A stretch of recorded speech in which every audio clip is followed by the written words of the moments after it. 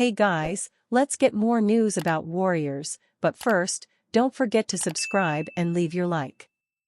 Jonathan Kuminga gets honest on future with Warriors despite offseason rumors.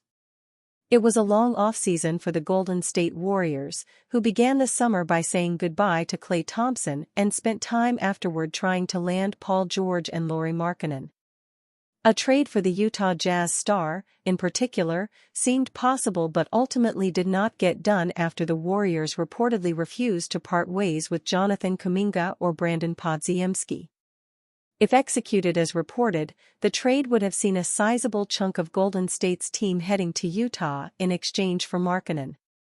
More specifically, the chunk would have mostly been made up of the Warriors' young core, as Kuminga, Podziemski, and Moses Moody's names were all brought up in preferred returns for the Jazz.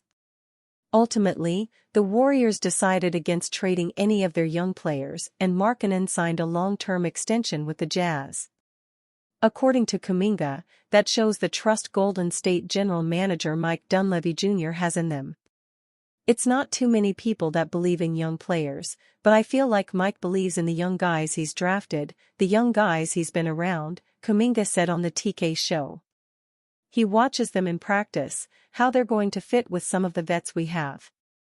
It's a blessing to still be here, and I'm always thankful to be around and Mike having trust in us.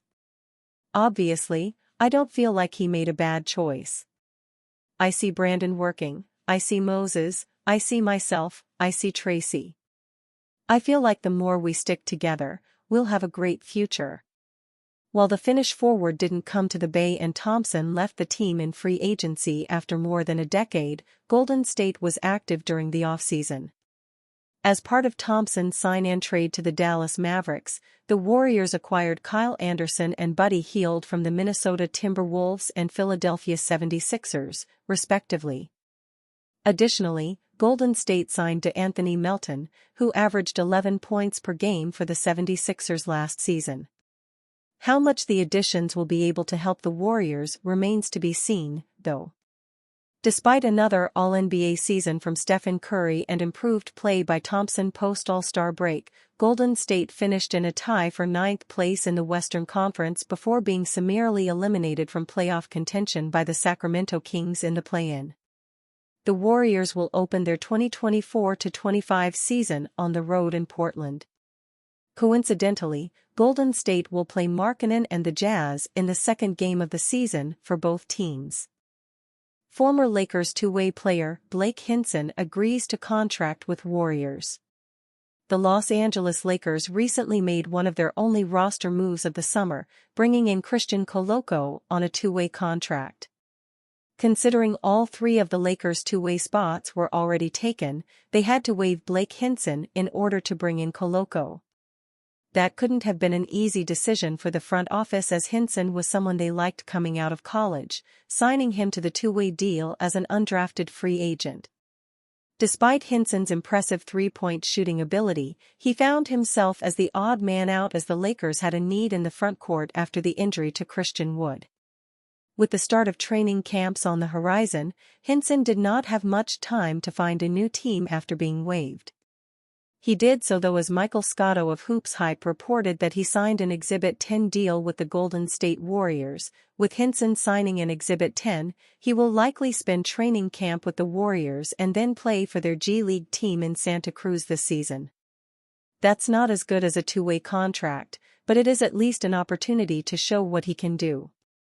In 33 games for the University of Pittsburgh last season, Hinson averaged 18.5 points while shooting an ACC-best 42.1% from three-point range.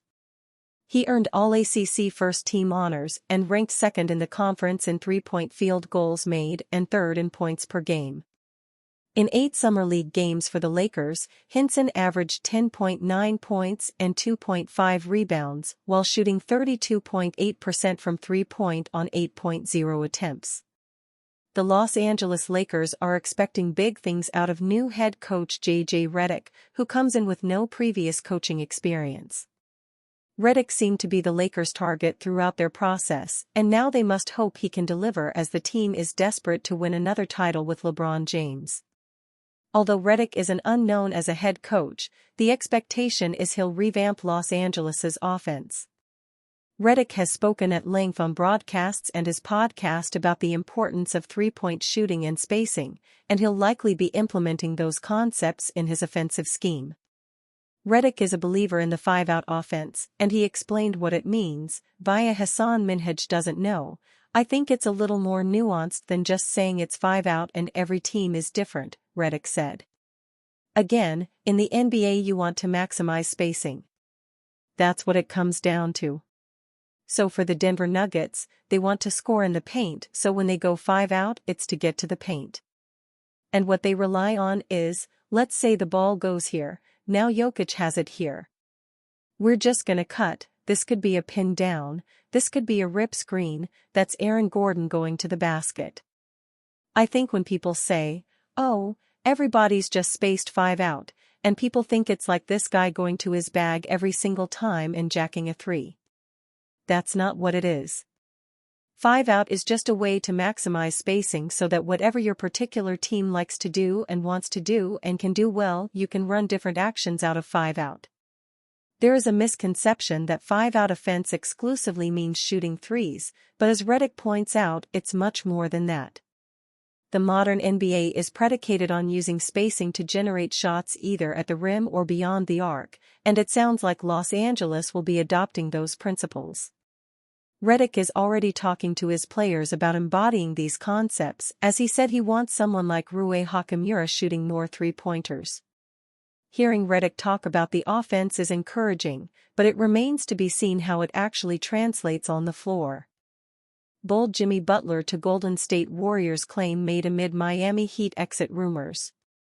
The Golden State Warriors need a bit more juice to their roster after the departure of franchise legend, Klay Thompson, over the summer. They tried to make a move for Paul George happen but could not pull it off. On the other hand, Jimmy Butler's future with the Miami Heat is in serious doubt. He can become a free agent next summer if he opts out of his 2025-26 player option. Butler would be expected to do that if the Heat do not end up giving him an extension by that point in time. So, it is easy to see why the 35-year-old has been linked with a move to the Warriors lately. There is believed to be some level of interest in Butler on the part of the Warriors. That makes sense when you consider their need for some top-level talent to make the most out of the remainder of Stephen Curry's prime. On paper, it makes a ton of sense. In fact, in the article Best and Worst Landing Spots for NBA's Top Trade Targets on Bleacher Report, Andy Bailey named the Warriors as the best spot for Butler.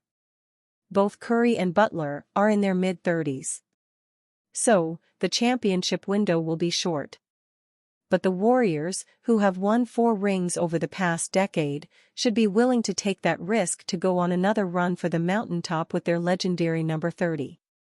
Of course, it is all hypothetical at the moment. It is unclear what the Heat's plans are regarding Butler. In the past, we have seen that the Heat are not afraid to part with superstars if they feel the timing is right. So, is Butler's time in South Beach coming to an end? Could he end up in the Bay Area next? We shall find out soon. And you, fan? What do you think of the situation of Jimmy Butler? Leave your opinion in the comments.